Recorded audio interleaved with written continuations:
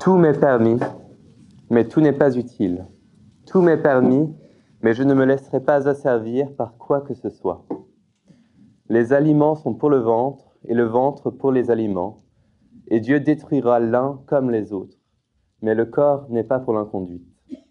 Il est pour le Seigneur, et le Seigneur pour le corps. Et Dieu qui a ressuscité le Seigneur nous ressuscitera aussi par sa puissance. Ne savez-vous pas que vos corps sont les membres de Christ ?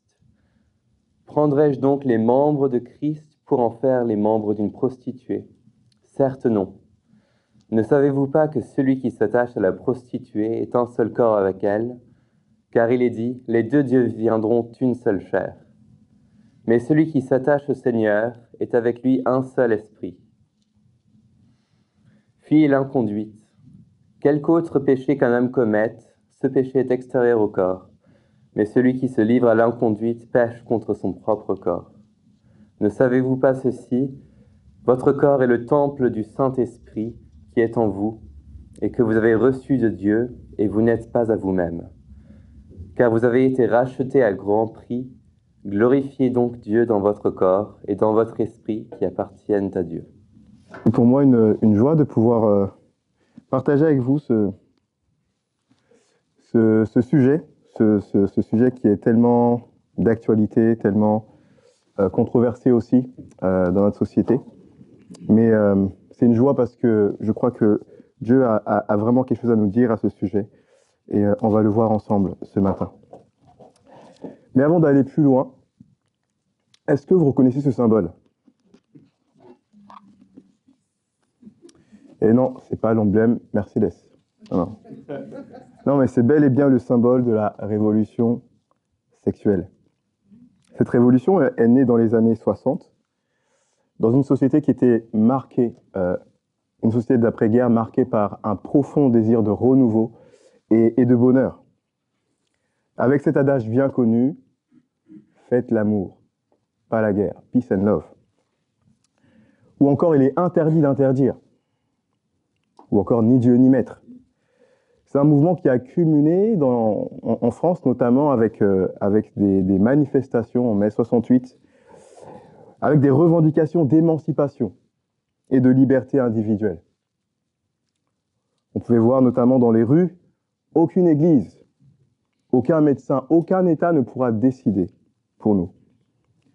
Depuis la révolution sexuelle, tout un ensemble de transformations sociales et culturelles ont profondément modifié les rapports à la sexualité, à l'amour et aux normes de genre. Et puis, pour les adeptes de Netflix, je trouve que cette série, Sex Education, dépeint bien la conception actuelle de la liberté sexuelle. Dans le résumé de cette série, on peut comprendre qu'il n'y a plus de bonne ou de mauvaise manière de vivre la sexualité. Ce qui compte vraiment, c'est d'être d'accord avec soi-même. Elle reflète assez bien la vision actuelle de la sexualité et on peut y voir différentes promesses liées à un bonheur avec la sexualité. Par exemple, il faudrait commencer par une bonne éducation sexuelle pour vivre une sexualité épanouie. Bonne éducation sexuelle des jeunes générations. Il faudrait un consentement et un respect mutuel. Et oui, on souscrit à cela. Il faudrait accepter les différentes orientations sexuelles aussi. Il faudrait, pour jouir d'une sexualité épanouie, qu'elle soit libre et sans pression, qu'elle soit multipliée pour découvrir son corps, répéter d'expérience pour potentiellement un jour atteindre le 7e ciel. Mais est-ce vraiment dans toutes ces promesses que se trouve la véritable liberté sexuelle ? Et est-ce au travers de cette soi-disant liberté sexuelle que l'humanité sera vraiment heureuse ? C'est une question qu'on peut se poser ce matin et c'est super parce que dans le texte qu'on vient de lire, c'est ce qu'on va voir ensemble. Que devant Dieu, une sexualité libre et épanouie, c'est une sexualité qui premièrement est utile, fidèle et glorieuse. Cette sexualité libre et épanouie est dans un premier temps utile, on les voit dans les versets 12 à 14. Tout m'est permis, mais tout n'est pas utile. Tout m'est permis, mais je ne me laisserai pas asservir par quoi que ce soit. Paul reprend ici une mauvaise compréhension des Corinthiens sur leur liberté sexuelle et la corrige. Les Corinthiens vivaient selon un adage, un refrain. Tout m'est permis. Et Paul corrige leur compréhension en reprenant ce refrain et en le complétant. Vous entendez, vous dites, vous croyez que tout m'est permis, mais moi je vous dis que tout n'est pas utile. Vous entendez, vous dites, vous croyez que tout m'est permis, mais moi je vous dis, à condition que cela ne vous asservisse pas, ne devienne pas un esclavage. Il les invite à prendre du recul ce matin. Enfin, il les invite à prendre du recul dans ce texte sur ce qu'ils croyaient concernant leur liberté sexuelle. Et c'est aussi ce que nous voulons faire ce matin, prendre du recul et réfléchir précisément à qu'est-ce qu'une liberté sexuelle et épanouie. Dans les versets 13 à 14, on comprend que les Corinthiens avaient du mal à rompre avec leur ancien mode de vie. Corinthe était connue comme étant une ville de plaisir et de corruption. Et dans ce contexte, une idée bien répandue était que la vie dans le corps n'était pas très importante. Ce qui comptait vraiment, c'était la vie intérieure, la vie de l'esprit. Ils en étaient même arrivés à croire ce mensonge. Tout m'est permis et je peux faire ce que je veux dans mon corps avec ma sexualité. Et sans nul doute que cette manière de penser est aussi peut-être la nôtre ce matin. En tout cas, c'est celle de notre société occidentale du XXIe siècle. On l'a vu avec cette revendication tout à l'heure. Mais ce qui est intéressant, c'est que Dieu, au travers de Paul, dans ce texte, corrige la mauvaise compréhension des Corinthiens en matière de sexualité. Et il corrige aussi la nôtre. La liberté sexuelle, oui, à condition que cela soit utile. Et qu'est-ce que Paul entend par utile? Il prend l'exemple de la relation entre les aliments et le corps, au verset 13. Lorsque, personnellement, j'ai faim, eh ben, je mange, et puis cette nourriture est digérée par mon corps. Voilà la relation entre les aliments et le corps. Mais on ne peut pas disposer de la sexualité comme on le ferait avec les aliments. Les Corinthiens avaient mis sur un pied d'égalité assouvissement de la faim et celle des pulsions sexuelles. La sexualité n'est pas une friandise dont on peut disposer à la moindre fringale. Et c'est ce qu'il dit à la suite du verset 13. Mais le corps n'est pas pour l'inconduite, il est pour le Seigneur, et le Seigneur pour le corps. Eux qui étaient encouragés à vivre la sexualité dans leur corps comme bon leur semblait, cette déclaration de Paul a dû les choquer. Et elle nous choque peut-être aussi ce matin. Le mot inconduite ici veut dire pratique sexuelle immorale. Il est traduit du mot grec pornéa qui a donné dans notre jargon porno. Mais le corps n'est pas pour le porno. Il est pour le Seigneur et le Seigneur pour le corps. Ma sexualité, d'après Paul, est censée répondre à la volonté du Seigneur, au but pour lequel Dieu l'a créé. Et c'est une bonne nouvelle pour nous dans ce texte, de réaliser que la sexualité est une création de Dieu. Une création qu'il a trouvée très bonne en la faisant.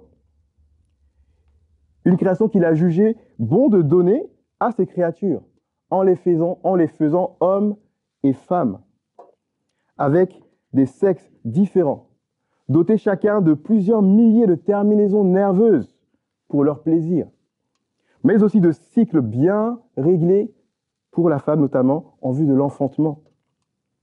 La nature est si bonne et précieuse, la nature si bonne et précieuse de la sexualité est la raison pour laquelle on ne peut pas en faire n'importe quoi. Et Paul était son affirmation au verset 14. La preuve que le Seigneur est pour le corps, c'est qu'il a ressuscité. Il a été ressuscité et qu'il va aussi nous ressusciter par sa puissance. Oui, le Seigneur est pour le corps et toute sa vie. L'espérance chrétienne de la résurrection est une bonne nouvelle pour mon âme, mais pas que, pour mon corps aussi. Cette espérance nous atteste comme véridique que Dieu est pleinement concerné par la sexualité dans notre corps, car il le ressuscitera comme il l'a fait pour notre Seigneur. C'est pourquoi nous sommes tous appelés ce matin à réfléchir attentivement à ce que nous faisons avec notre sexualité. Parce qu'elle concerne pleinement Dieu. C'est dans cette perspective que le chrétien vit son rapport à la sexualité. Quelle que soit sa condition, marié, veuf, divorcé, jeune, célibataire, vieux. Une perspective bien plus grande et glorieuse qui nous fait même conclure que la vérité sur notre sexualité, c'est que la sexualité n'est pas une machine à assouvir à tout prix. Non. Mais une belle et bonne création, précieuse aux yeux de Dieu. Comment donc ce don précieux? Ce don précieux de Dieu, comment et dans quel cadre il est donc appelé à être vécu? Des versets 15 à 17, Paul donne le cadre dans lequel la sexualité utile et approuvée de Dieu est censée s'exercer, dans un cadre de fidélité. Oui, une sexualité libre et épanouie, c'est une sexualité qui est utile, mais qui est aussi fidèle.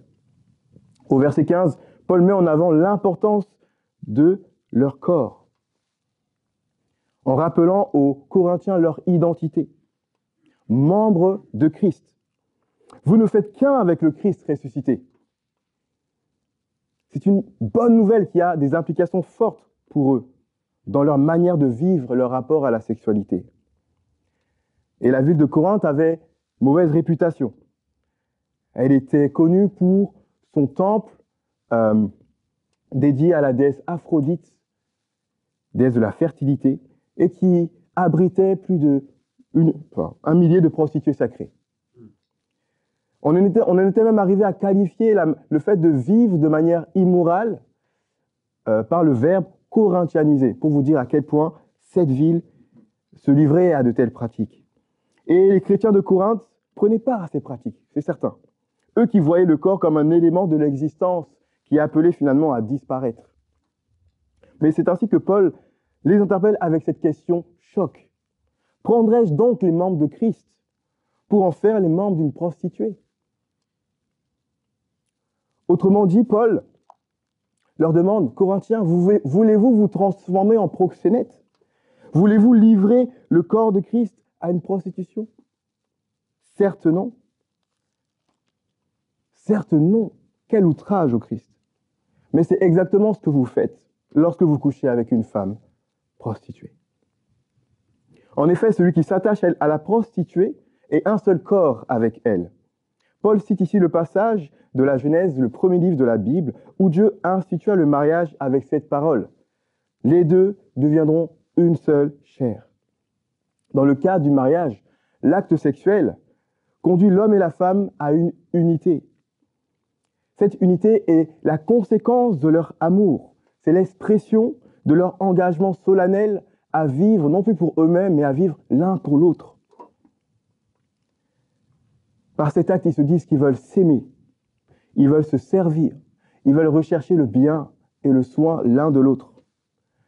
Et par cet acte, en fait, cet acte est pleinement concrétisé, manifesté, matérialisé par la venue d'un être humain qui est le reflet de leur amour, de leur complicité, de tout ce qu'ils sont. Lorsque je vois mes filles, je vois ma femme Émilie, je me vois aussi, c'est beau. Et c'est la concrétisation d'un amour qui était vécu dans le cadre beau du mariage voulu par Dieu. Vivre donc la sexualité en dehors de ce cadre est une infidélité envers la conjointe, mais plus généralement une infidélité envers le Seigneur. Et c'est ce qu'on voit au verset 17. Paul donne une union encore plus belle et bonne que celle de la sexualité, mettant en jeu un engagement beaucoup plus grand que le mariage. Mais celui qui s'attache au Seigneur est avec lui un seul esprit. Lorsque les Corinthiens se sont engagés à croire en Christ, ils se sont aussi engagés à ne plus vivre pour eux-mêmes, mais pour leur Sauveur. La liberté sexuelle se vit de manière épanouie lorsqu'elle est vécue dans le cadre bienveillant voulu par Dieu. Sur le site Huffington Post, l'article intitulé « Voulez-vous des relations sexuelles meilleures et fréquentes? Mariez-vous et restez-le ». Donc ça, c'est le titre de l'article. Dans cet article, Des études et des sondages ont montré que ceux et celles qui vivaient une sexualité épanouie, devinez quoi, étaient ceux qui la vivaient dans le cadre du mariage. Ils avaient des rapports plus fréquents et plus épanouis que ceux qui n'étaient pas mariés. Et personnellement, j'ai été témoin d'une conversation à la salle de sport où une femme d'une 40aine d'années disait qu'elle ne croyait plus en l'amour. Et en fait, ses arguments, c'était qu'elle avait tellement connu d'expériences, de relations avec différents hommes, etc., que en fait, elle était déçue de tout ça. Et pour elle, l'amour n'existait plus, n'existait pas. Ce qui est marrant, c'est que dans cette conversation-là, il y avait un homme qui, lui, sortait d'une séparation et qui ne voulait que ça, lui, il ne recherchait que l'amour fidèle avec une femme. Ou encore cette histoire que j'ai pu lire dans le livre de Rebecca McLaughlin sur les 12 raisons de croire encore au christianisme, où elle disait que plusieurs jeunes femmes qui étaient apparemment brillantes parce qu'elles faisaient partie d'une école prestigieuse à renommée internationale, venaient voir leur professeur pour dire à leur professeur et un peu se plaindre et un peu questionner leur professeur sur le fait que, alors qu'elles vivaient comme des femmes libérées et épanouies du XXIe siècle, avec des rapports multipliés et des fois même pas consentis avec des hommes, pourquoi elles n'arrivaient pas à expérimenter le vrai bonheur? Et c'est peut-être votre cas ce matin, alors que je parle. Peut-être que vous vous retrouvez dans l'une ou l'autre histoire que je viens de raconter. Sachez que ce texte peut être une bonne nouvelle pour chacun d'entre nous ce matin. En particulier même pour vous qui ne croyez pas forcément en Jésus-Christ. Je crois que notre besoin sexuel exprime au fond un plus grand besoin. Un plus grand besoin auquel l'activité sexuelle ne pourra jamais répondre. C'est comme si le besoin sexuel dans nos cœurs représentait un triangle et que nous essayons de le combler avec un carré. Dans nos cœurs, il y a ce besoin beaucoup plus grand que l'activité sexuelle à laquelle l'activité sexuelle ne pourra jamais répondre, parce qu'elle n'a pas été créée pour cela. Nous avons été créés pour être satisfaits par Dieu et Dieu seul, pour trouver en lui notre plaisir. Cela est possible par la réconciliation avec Dieu, au travers de Jésus, qui par son sacrifice nous sauve du péché et fait de nous des membres de son corps, comme on vient de le lire. Et ça, c'est la bonne nouvelle. On peut être comblé par Dieu en étant réconcilié par lui, par Jésus.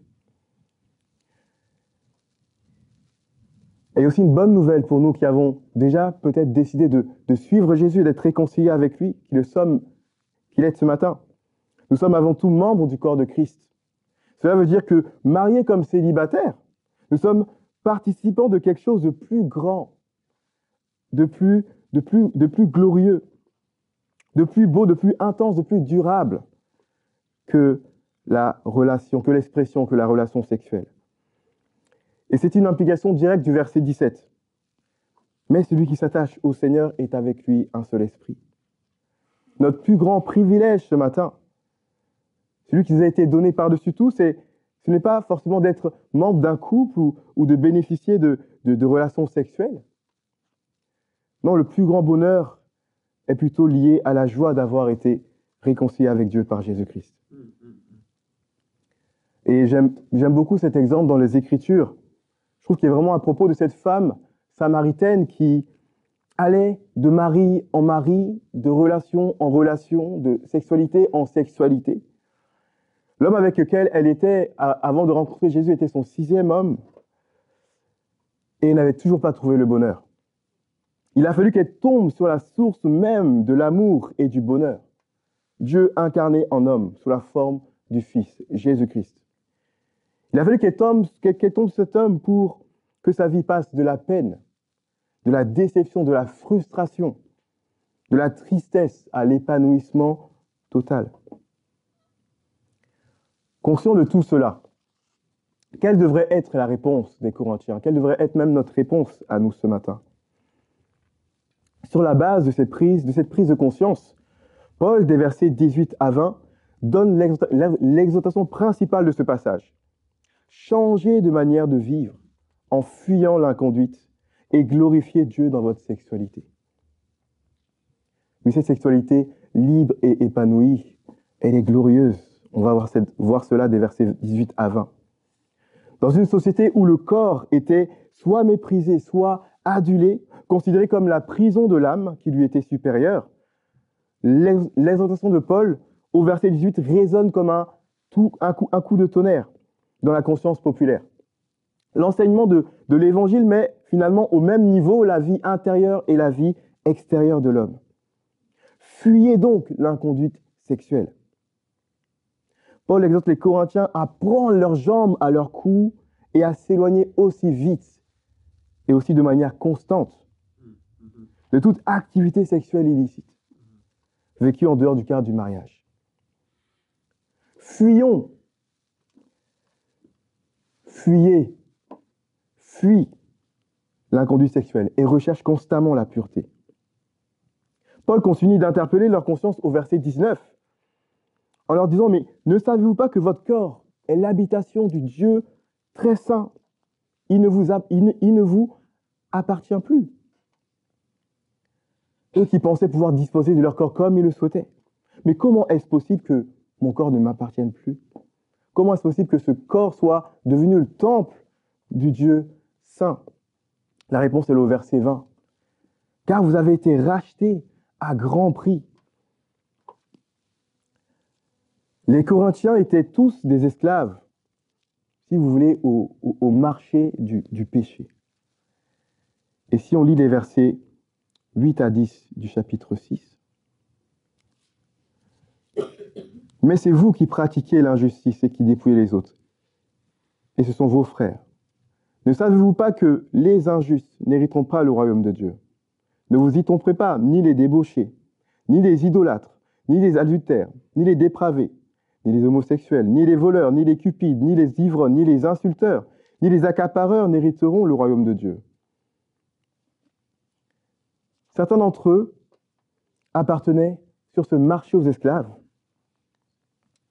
au maître débauche, qui tentait de les vendre au maître idolâtrie, qui lui-même refourguait ses esclaves au maître vol, qui à son tour cherchait à les brader au maître cupidité. Voici quelle était la condition des Corinthiens avant d'être rachetés par Jésus. Et c'est ce qu'on voit au verset 11. « Et c'est là ce que vous étiez, quelques-uns d'entre vous, mais vous avez été lavés, mais vous avez été sanctifiés, mais vous avez été justifiés au nom du Seigneur Jésus et par l'Esprit de notre Dieu. » Jésus a mis fin à cet esclavage, à ce trafic d'esclaves. Il les a rachetés de tous ses maîtres pour qu'ils puissent lui appartenir totalement par son œuvre merveilleuse du verset 11 que je viens de lire. La seule réponse donc possible des Corinthiens était de vivre différemment, non plus pour eux-mêmes, pour satisfaire leur plaisir et leur volonté, mais pour la gloire de ce Dieu à qui ils appartenaient maintenant dorénavant, en Jésus-Christ. La réponse des Corinthiens, mais plus globalement des chrétiens du 1er siècle, a eu un impact énorme dans la société et ses mœurs. En réformant leur conception de la sexualité et de sa pratique, les chrétiens ont affirmé que chaque individu, homme ou femme, était doté d'une égale dignité devant Dieu. Cela a conduit à condamner des pratiques telles que l'inceste, la prostitution forcée ou encore l'exploitation des femmes. Leur éthique sexuelle qui avait été fondée sur le respect mutuel et non la domination ou l'intérêt. L'éthique chrétienne a encouragé une approche plus humaine des relations. Ils ont introduit l'idée que les femmes avaient droit à la fidélité et au respect au sein du mariage, ce qui contrastait énormément avec les pratiques romaines de l'époque où l'homme jouissait de toute liberté sexuelle quasi totale. Ils ont rompu avec ils ont promu la monogamie et la fidélité conjugale, ce qui a contribué à réduire l'instabilité émotionnelle et sociale liée à des relations multiples et déséquilibrées. En quoi la bonne nouvelle de ce texte est bien meilleure que les fausses promesses de notre monde. Et comment cela vient changer notre rapport à la sexualité. Notre monde nous promet le bonheur et l'épanouissement sexuel lorsque l'on le vit librement et libre de toute contrainte morale et d'engagement. Braver l'interdit, c'est ce qui est excitant. C'est vrai que sur le papier, c'est beau. Mais en réalité, c'est vrai que ça marche de manière ponctuelle. Et ce n'est pas pour rien que le sexe fait partie des 3 choses les plus utilisées, si on peut dire, pour tenter de corrompre. On parle souvent d'argent, sexe et de pouvoir. Il y a dans ces promesses quelque chose quand même qui est d'alléchant. On le voit dans l'actualité. Combien de scandales liés à l'inconduite sexuelle? Et pour quelle finalité? La vérité de ce texte, c'est que l'inconduite sexuelle est une liberté en apparence, mais une prison dans le fond en comparaison de la vraie liberté que Jésus nous offre. Nous étions incapables de nous soustraire de l'esclavage, finalement, de l'inconduite sexuelle. Mais Jésus a vécu dans son corps une vie parfaite, que nous aurions dû vivre devant Dieu, tous. Il a vécu cette vie parfaite, sans aucune inconduite sexuelle. Et il est prêt ce matin à accorder gratuitement tous les bénéfices de cette vie parfaite à quiconque veut se tourner vers lui, pour être racheté de sa vie de péché. Cette sexualité est glorieuse dans le sens où fuir l'inconduite sexuelle, autrement dit rechercher la pureté, ce n'est pas du tout une mauvaise chose. La pureté sexuelle, ce n'est pas une prison en attendant le mariage ou encore en attendant que mon conjoint, ma conjointe se réconcilie avec moi. Pas du tout. C'est plutôt glorifier Dieu dans son corps. La raison bonne et ultime de nos vies. Mais comment fuir l'inconduite sexuelle dans une société qui est hyper sexualisée? Encore ce matin, je marchais dans le métro et où que je me tourne, je vois des images à caractère sexuel. Que l'on soit dans la rue, dans le métro, face à nos écrans, que ce soit ce que nous écoutons, nous sommes constamment agressés de propos ou d'images à caractère sexuel. On pourrait se dire, c'est perdu d'avance. Mais Jésus enseigne en Marc 7 que ce n'est pas ce qui entre dans l'homme qui le souille, mais c'est ce qui sort de l'homme qui le souille, et cela vient de son cœur.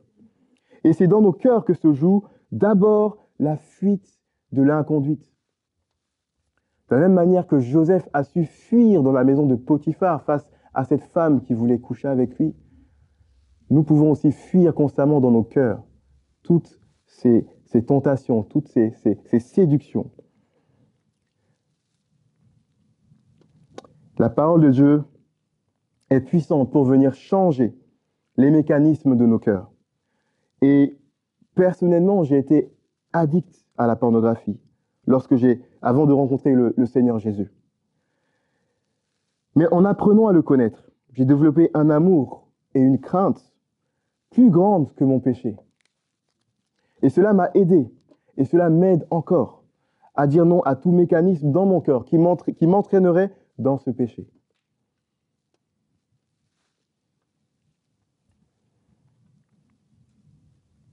Pour conclure, alors nous qui sommes au XXIe siècle et qui avons, je crois, un recul énorme sur la révolution sexuelle dont on parlait en introduction,